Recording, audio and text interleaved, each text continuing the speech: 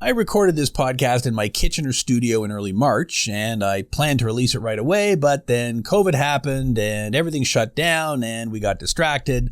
But I'm happy to release it now because understanding how to get maternity benefits and the tax implications is critical to your financial well-being. Fortunately, I've got a first-time guest who happens to be an expert on this subject, and our conversation starts right now. This is Debt Free in 30. Here's your host, Doug Hoyes. Let's get started. Who are you and what do you do? My name is Julie Wildman. I'm a licensed insolvency trustee at Hoyes Michaelis. Yes, I knew that because you actually work here. So I went on our website and I looked it up, hoyes.com. We've got a bio page for all of our trustees. So I went to the Julie Wildman page and it says you've got a BBA, Bachelor of Business Administration from Simon Fraser University, 2004. MBA, 2007. CPA, Chartered Professional Accountant, 2007. CFE, Certified Fraud Examiner. Some other diploma about investigative something and something. You're also a chartered insolvency restructuring professional and, of course, a licensed insolvency trustee, which you got in 2013. So that tells me you are grossly overeducated. Am I correct? That you are, sir. You love school. Just keep going. So there you go. Now, you worked for two big accounting firms, Ernst & Young from 2001 to 2007, then with Grant Thornton from 2007 to 2011. That's when you joined Hoyes Michaelis here, which, of course, is the greatest firm in the world, as I'm sure you tell everyone. And that's when you then qualified as a licensed insolvency trustee. So that's the business background. We're talking maternity leave. So I'm guessing you're a mother, you've got kids. How many? What's the scoop on that? I do. So I've got two little boys. My first came in 2014 and my second arrived in the summer of 2018. And we are recording this in March of 2020, so this may be airing at some other date, but you've just recently returned from your second maternity leave, and I assume you're glad to be back? I am, actually. Yeah, it's really nice to be back into routine and getting, back into the swing of things at the office. And now the oldest one or the youngest one, are they still at diaper stage? Oh, yes, diaper still. Oh, yeah, we're still at that, so that's fantastic then. So you're obviously a LIT, a financial expert and all the rest of it, but speaking specifically about maternity leave, what was the biggest, surprise or something that's unexpected about going on mat leave? Yeah, even for somebody that works in finances, and I look at budgets every single day that I'm at work, the reduced income is still a big surprise, even for someone like me. Now, I've got two sons who are grown up. They're 20 years old and up. So I have no specific recollection of maternity leave or how any of that happened. And I wasn't actually on maternity leave, which is probably why I don't recall it. It makes sense to me that when you go on mat leave, your income drops because you're no longer getting a paycheck. Mm-hmm. What happens on the expense side, though? So on the one hand, well, I guess I'm not driving to work, so I'm not putting gas in my car to drive to work, but I've got a whole bunch of other expenses as well. So are expenses going up or down when you go on mat leave? So I would definitely say you've got some expenses you may not even be thinking about when you find out you're expecting. I mean, everyone sort of knows about the startup costs. You've got the cribs and the car seats and everything like that. You've also got to think about your staples that you're going to have in your budget, things like your formula, your diapers, the wipes, all of the things that add up. How much are diapers? It's about $30 a case, I'd say. $30 a case. And how much is in a case? How long does a case last? Case is it's about 120 diapers, so it depends on how much your kid poops. I exactly. understand. So, what's that? A month? 3 weeks probably, yeah. 3 weeks, yeah. Depending what you're feeding the kid. Exactly. So that's an expense you obviously did not have before maternity leave. No, absolutely not. And if you end up using formula for your baby, those are very expensive. Wickedly expensive as well. Yeah. So, sorry, you had four categories there. Staples. Startup, so that's the crib and the car seat, all that those stuff. Are kind of one-time things. Once I buy the crib, and if it's your second kid, you can reuse the crib, hopefully. Yep, hopefully. And I remember when I was in the car seat phase that you can't use a car seat from 20 years ago because there's new laws and new rules. No, yeah, the laws around those change a lot. Right now, I believe it's a 7-year expiry for most manufacturers' dates, so you do have to be careful that you're you can't just buy an old one on Kijiji and expect it to be compliant. No. So startup costs, staples. What were the other two categories? So I'd say day-to-day and the famous other. Other. And so day to day, I understand that's, food and stuff like that. And other is things that you haven't anticipated then. Yeah. Well, in day to day, I'd also say things that you might not think about up front would be you're going to have a lot of time on your hand when your little one's not sleeping and you're not, covered in baby puke. You're going to maybe want to go out to a coffee date with your friends. You're going to want to go to a Mommy and Me movie, something like that. There's still entertainment costs that are going to have. You're not going to just stop going out. And as much as you may have intentions of making great, healthy, lovely meals, there's going to be a lot of takeout. I set a record. I think it was 6 or 7 straight Father Days in a row that I got puked on. So I thought that was pretty impressive. Not quite the record. What about things like life insurance? Yep. So that's what I would throw in the grand category of other. You're a parent now, so there's things you need to think about, like make sure you have a will. You want to make sure you've got guardianship arrangements. You've got the right sort of insurance in place. All those things that aren't top of mind, but they're really important to give you peace of mind, especially. Yeah, and life insurance would be the last thing you would be thinking about when you have a kid, because obviously you're young. Yep. But it's, whether it's something you have to have or not, I think I agree. You should absolutely think about it. Okay, now let's get to money here, because that's what this show's about. EI, mat leave, benefits, all that kind of stuff. And so it's a somewhat complicated myriad of things. How much can I get from EI if I have a kid? Okay. It is a bit complicated. Well, and what I will do is I will put a link in the description, the show notes on YouTube, to the Government of Canada website that has a nice chart that walks through all this and kind of explains it. So perhaps you can give me the overview. And again, we're recording this in 2020. So some of these numbers may evolve over time, but give us the current picture then of what the world looks like. Okay, so how the world of EI for maternity right now looks is that birth moms or surrogates, so anyone that gives birth, is eligible for 15 weeks of maternity benefits. And that's going to give you up to $573 a week, which would be 55% of your salary maximum. So you max out. So if I was making $1 million a year, the maximum I'm going to get is $573 a week. That's right. Again, subject to change based on when you're listening to this. Yep. Which would be 55% of that. I never get more than 55%. I never get more than that maximum number. That's right. Okay. Now you said 15 weeks. I thought mat leave was like a year or something. So the first 15 weeks is what they call maternity benefits. And then we flip over to paternity benefits. So that's our paternal benefits. Sorry. That can be either mother, father, adoptive caregiver, anyone that's, in the parental role, basically. And that's going to be either the rest of the 12 or 18 months of EI. So the 15 weeks can only be the birth mother or a surrogate. Yes. The rest of that year can be any parent or caregiver. That's right. Yes. I gotcha. Okay. And okay, that I think I get that. Is the parent or caregiver after that 15 weeks, is it still the same $573 or are we? It is. So if you choose to take a 12-month maternity leave, it is the same of the 55% up to $573. Or if you do opt for the 18-month leave, it's limited to actually 33% up to $344 a week. So there is a bit of a difference there. Okay. Now you're talking 12 months and 18 months. Explain what you're talking about there. So in maternity leave in Canada, you have an option between a 12 and 18-month leave. You do have to let the government know up front which of those options you'd like to take. It's essentially the same amount of benefit, just spread over a different time frame. So if they're going to pay me, $8,000, they're either going to pay it to me over 12 months or 18 months. So under what possible reason would I take it over 18 months as opposed to 12? If you have a job that it's okay to be away for the 18 months, or if you're just wanting that extra 6 months of time to be with a new little one. That I get. But let's say I've decided I'm going to take 18 months off. Mm-hmm. Why would I not want all that money in the first 12 months? Because then it's in my pocket. I see, yes. So if you take it all in the first 12 months, then you've got a 6-month gap at the end with zero income. No money.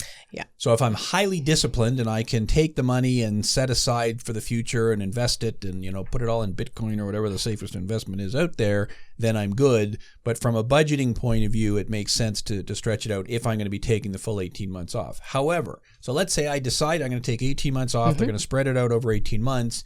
And then 9 months into it, it's like, oh man, I'm going nuts here. I want to go back to work. Yep. I'm screwed. Yeah, unfortunately. You can't switch from one to the other. So you do have to tell them up front if it's 12 or 18. And if you switch your mind halfway through, it's too bad for you. Either you would lose the benefit or you're going to end up without income for a portion of time. And if let's say I sign up, okay, I'll take the 12 months, mm-hmm. but then after 10 months, I want to go back to work. So you need to make sure you let them know right away that you are going back to work. If you're paid EI when you're also receiving a paycheck, that's considered an overpayment from the government, and they will want their money back. And that's a big problem. So there's two issues here.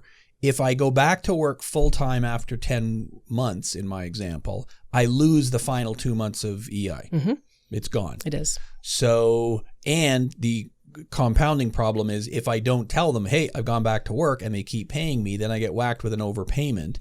And since you happen to be a licensed insolvency trustee as well, if I at some point go bankrupt and I've got an EI overpayment, what happens? So that is a non-dischargeable debt, which means we cannot make that debt go away. You will have to pay that overpayment back. Yeah, and the reason being they consider it to be fraud. You should have told us you weren't working and you didn't, so now you're in trouble. So that's a pretty difficult decision to make up front then. It is. So if you're not really confident that you want to take the full 18, I would probably lean towards taking the 12 and really being careful with your budget, maybe putting some aside for that extra 6 months just to get that benefit that you've paid in for and that you've earned effectively from the government. Because if I've been working for 10 years and I have my first kid, and so in effect I've paid into this for and then I only take 6 weeks off or 6 months off or something, well, I'm losing it then, right? Yep, exactly. It's a use or lose it kind of benefit. Lose it or lose it. And there's no way I can say, okay, give me the 12 months worth, but just pay it to me over 6 months. That doesn't work. That doesn't work. That's not how it works.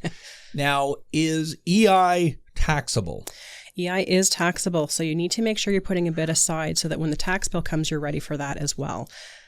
So, and this I can assume can really whack you as well, because probably I didn't have my baby on January the 1st. No, exactly. So it's going to be complicated because you'll have earnings from your employer. It's going to depend on the individual case, but your employer may have taken enough off your paycheck that it's enough to cover your EI tax, but you don't want to assume that because then you may end up with a tax bill. So it's always better to put a little bit of your EI aside as well for taxes, just in case. Yeah, I had my second kid on December 30th, so that was perfect from a tax planning Excellent point of tax view. planning. I didn't actually have the kid, my wife did, but you understand what I'm saying. So if I have my kid on October the 1st, let's say, then, or maybe June, July, September, somewhere around there, I've got a bunch of months at a higher income from my job, and then I start EI, and they don't take taxes off the EI. They don't. Could I request that they take taxes off? Is that even a thing? I don't believe you can do that, although... Obviously, you could make installment payments or whatever. But you could get into a situation then, so I've got 4 or 5 months worth of income where no taxes was taken off, plus I've got, however many months of income where my income was higher, that bumps me into a different tax bracket. I end up owing taxes at the end. Exactly. So it's probably something where you want to do a quick calculation just to see, how much taxes could I end up with, and then decide what happens. So CRA's got a great income tax calculator on their website that you can go on there and take a look around and see what you think you might owe. To figure it out. And obviously there's many different scenarios here because the mother could take all of the time. You could split it with the parental benefits as you described. How does that affect taxes? I don't think that should be the number one decision-making point, but that's certainly something to look into. It's something to look into. And there's also the issue of a top-up benefit. About 1 in 5 women in Canada have top-up benefit from their employer. So that would be extra income as well. So that's a situation where, as part of your benefits from your employer, they top up your EI to match your normal paycheck. And it's not usually going to last the entire mat leave, but you'll have a portion of your mat leave where you have more income again. Gotcha. So your employer might say, okay, for the first 3 months, we'll keep it your full pay. You're getting 55% from the government. We'll top up the rest. So how do I decide then how to make that decision about, we talked about the 12 versus the 18 month.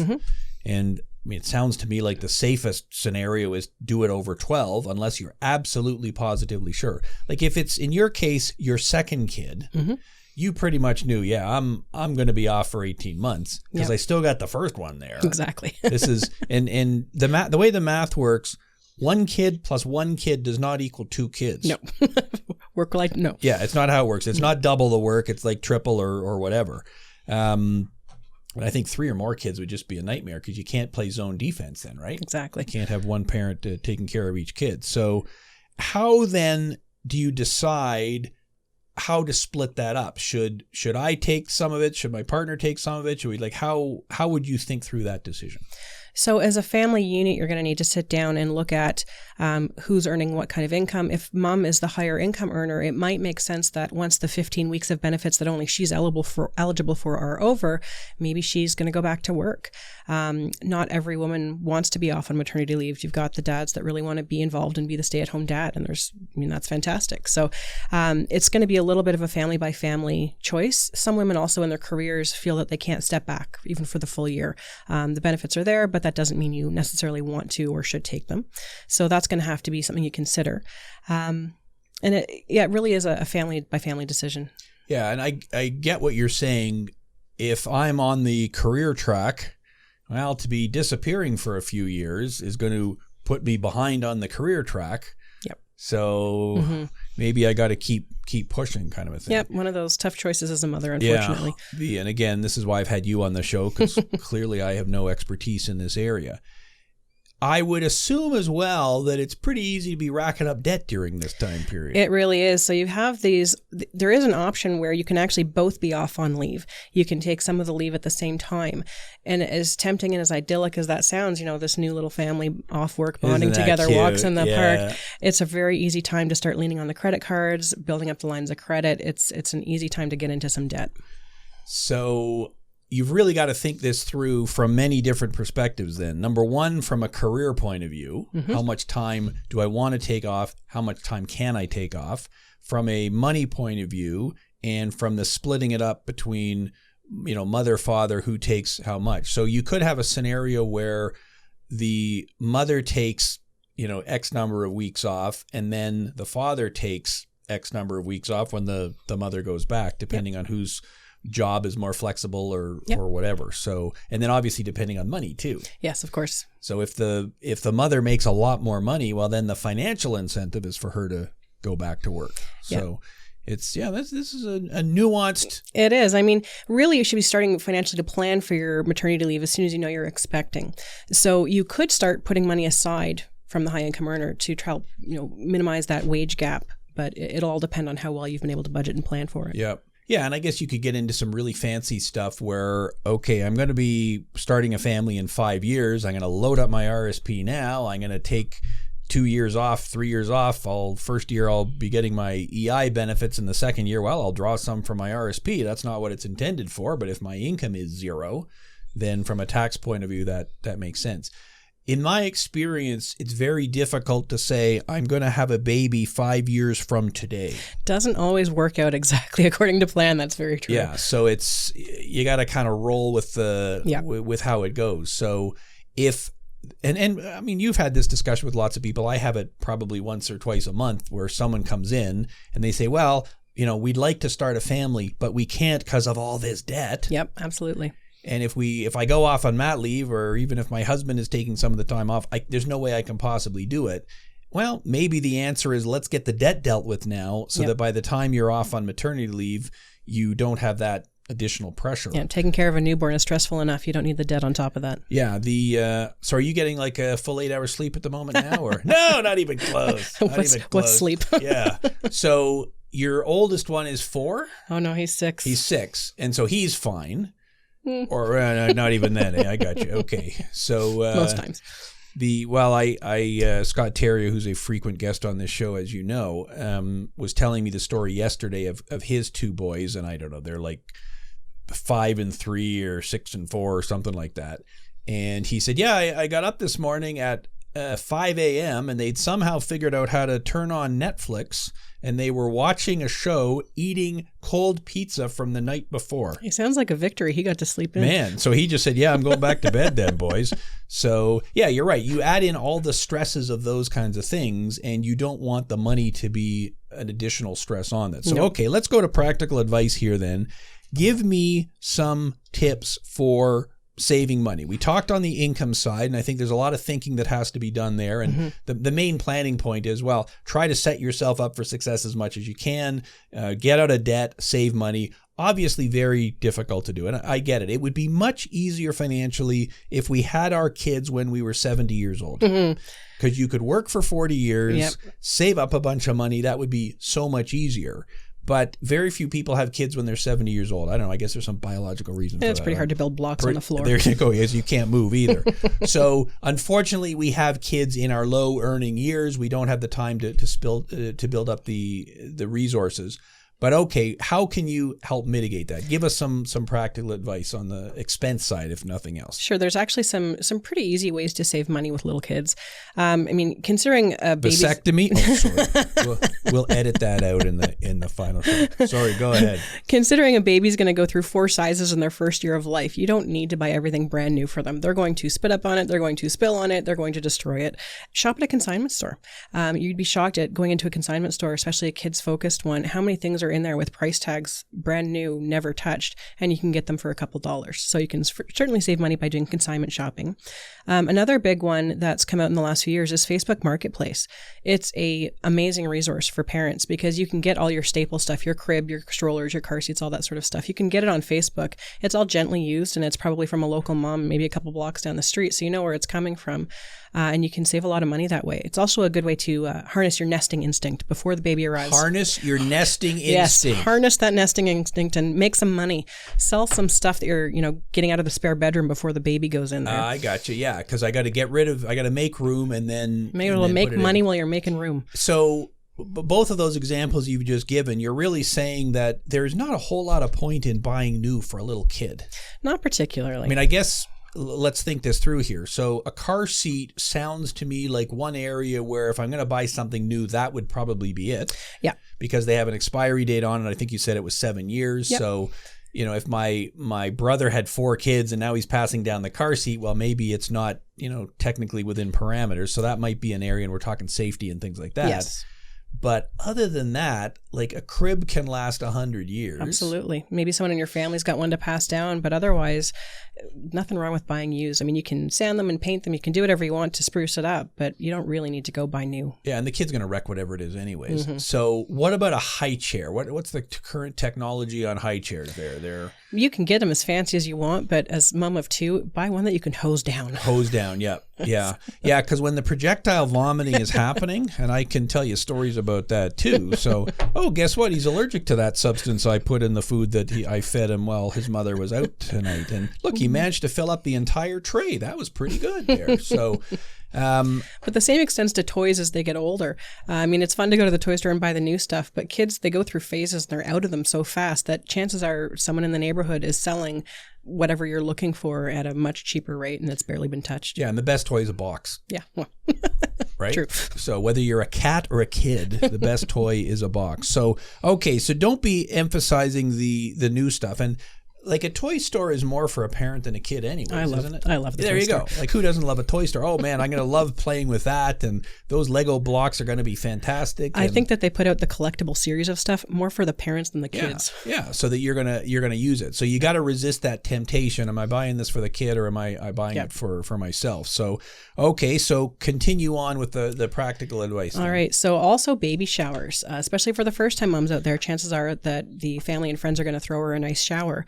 It's a time when often you're getting the pink frilly dresses, you're getting all the cutesy stuff, but people will always ask if you're registered or if there's something you want. It's a chance for you to steer people spending their money to give you something practical. Diapers, wipes, have people go in as a group gift to get you that expensive stroller that you're hoping to get.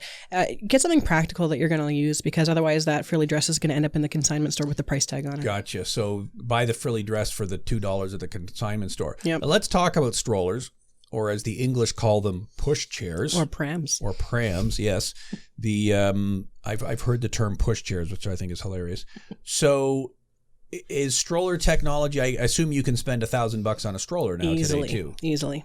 And so I remember when our kids were young, we had the bucket that we put the kid in, right? And we could snap it into the car and snap it into the stroller. That was like the greatest technology. Does that still exist then? Still today? does. And now even the bassinet can snap into the stroller, and you can push them. You don't even have to wake them up from their nap. Wow. Just bassinet into the stroller and off you go. And that's when the kid is really small, I guess. Yeah. But again, a stroller is something, I guess you use a stroller for an extended period of time, right? So that's something that if you're going to invest money in, that's not a bad one to do it, because you're going to use that stroller until they're maybe 4. Heck, when you go to Disney, they might be 5 and you're still pushing them around. And it has to be, so the kind where you snap the bucket in, can they also sit in that? So it depends on how much you want to spend on your quote unquote travel system. The more expensive ones, the more expensive ones go from bassinet to bucket seat to regular seat.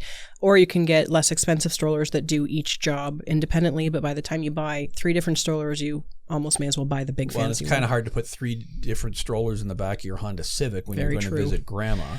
And then you've also got the issue of how close your kids are together. You did a good job of spacing them out, which you'll pay for later in life, I guess. But if you've got 2 kids who are still at the stroller age, Yep. then what do you do, right?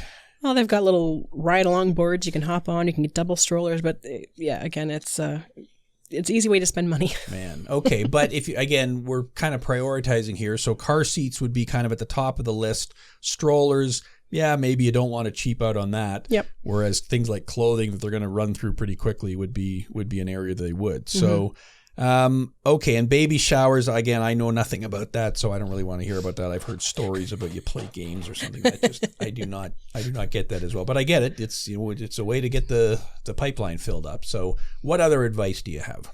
The other advice I'd say is when you are off on leave, don't use shopping as entertainment if you can't afford it. It's easy to say, oh, I'm just going to go to the mall and push the baby around while they have a nap. But, if you're going to do that, make sure you're leaving the credit cards in the car or something like that. Yeah, because it's too tempting to go, oh, well, I need that. And again, you've actually got to be conscious of that, right? Yeah. Like the mall would be the perfect place to walk around in the middle of winter. Mm-hmm. Kind of hard to push the stroller through 4 feet of snow. Yeah, and then you're just going to grab yourself a coffee, maybe a little snack, and then, I'm just going to pop into this store and that. So it's great as long as you're, controlling yourself or leaving the credit cards in the car. You got to be careful. Yeah. Okay, so mat leave is over. Mm-hmm. Yay. Get to go back to work.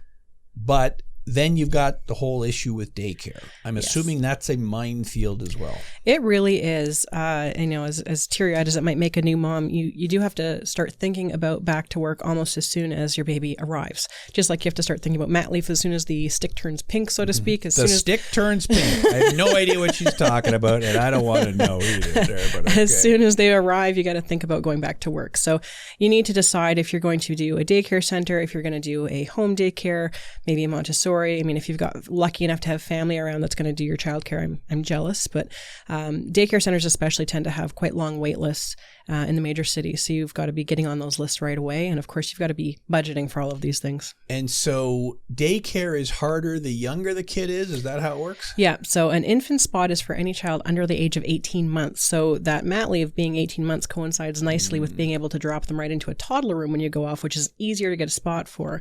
The infant rooms are longer wait list and more expensive. And so obviously every daycare, the cost is different at each place. But in terms of percentages, so if the toddler spot, so somebody who's 18 months old, costs $1, how much is an infant spot? $1.20, $1.50? Like how much? $1.30. So 30% more roughly. Roughly, yeah.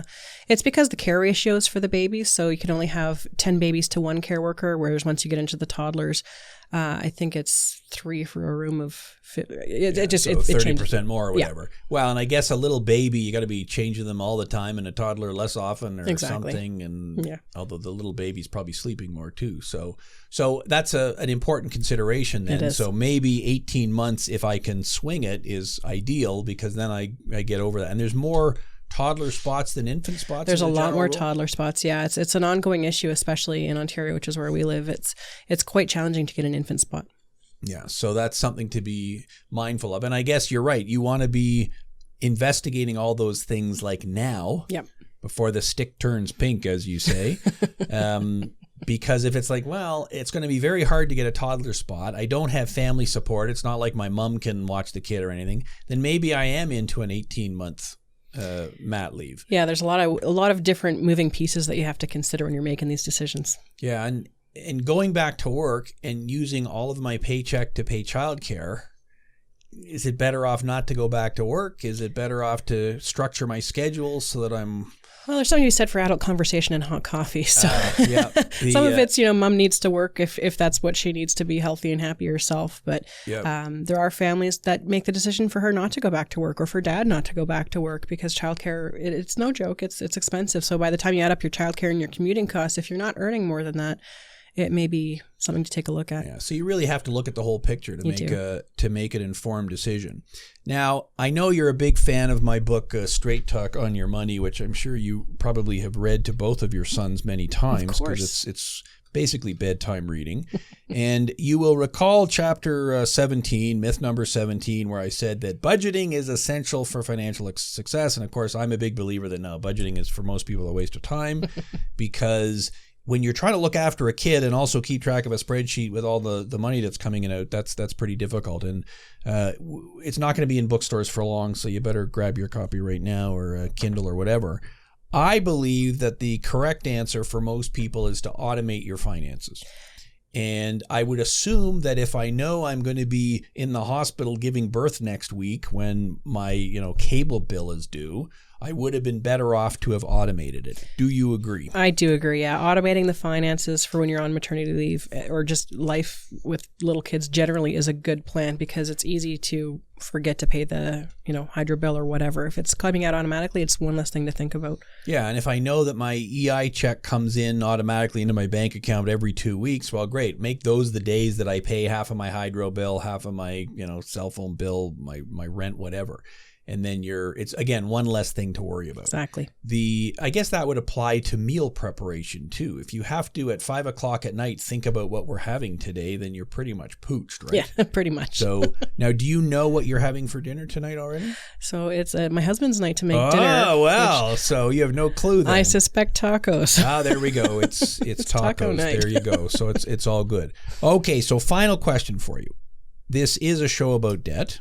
As you know, it's called Debt Free in 30.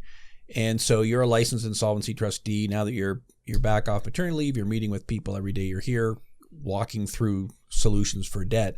What is your approach to debt and maternity leave? And more specifically, I guess, avoiding debt when you get into maternity leave, or if you have debt when you're done. Give me the whole picture there. Yeah, I would say generally, if you have debt, take care of it as soon as possible. Don't let it be a problem that festers and causes you to be stressed out and take attention away from the new family that you want to be enjoying. So if I have debt right now and the stick has turned pink, was it? Pink. And so I'm going to be off on mat leave in 5 months. I don't know how soon the stick turns. We don't need to get into it here. Should I be rushing out and going bankrupt today, or should I wait until I'm back to work? So EI income is creditor proof, meaning that it can't be garnished if someone decides to take you to court over your debts when you're off on maternity leave. So again, it's going to be a case-by-case decision of whether it's going to cause you too much stress to be under that kind of debt when you're off on leave. It is a convenient time to take care of it and tidy it up and just not have that issue on your plate to be worrying about, certainly. Yeah, it's a tricky question. And I've had people actually cancel their sign-up appointment with me because I was in the hospital giving birth. Mm-hmm. But you're right. On the one hand, the people you owe money to can't garnish your wages when you're off on maternity leave, not getting any wages. Exactly. They cannot garnish your EI payment. Although if you owe money to Bank A and your EI check is going into Bank A and you're not paying your credit card to Bank A, then they could go in and take it out. So I think the answer there is, as we've said with everything else, take a holistic approach to it and take a look. For some people, the answer is, get everything cleaned up before you go on mat leave. It's one less thing to worry about. For other people, it's like, you know what? I don't want to be paying for a bankruptcy, even though it's a pretty low amount. Yeah. I don't want to be losing my tax refund while I'm home with my kid. Exactly. So I will wait till I'm back to work, and then at that point I'll take a look at deal with it at that point. I mean, the easy answer would be to come in and talk to someone like us, and we can walk them through that decision process, and we can all help make a plan. There you go. That's a perfect way to end it. Come on in and help, and we'll help you make a plan. Julie Wildman, thanks very much for being here. Thank you. That is our show for today. Thanks for listening. Until next week, for Julie Wildman, I'm Doug Hoyes. That was Debt Free in 30.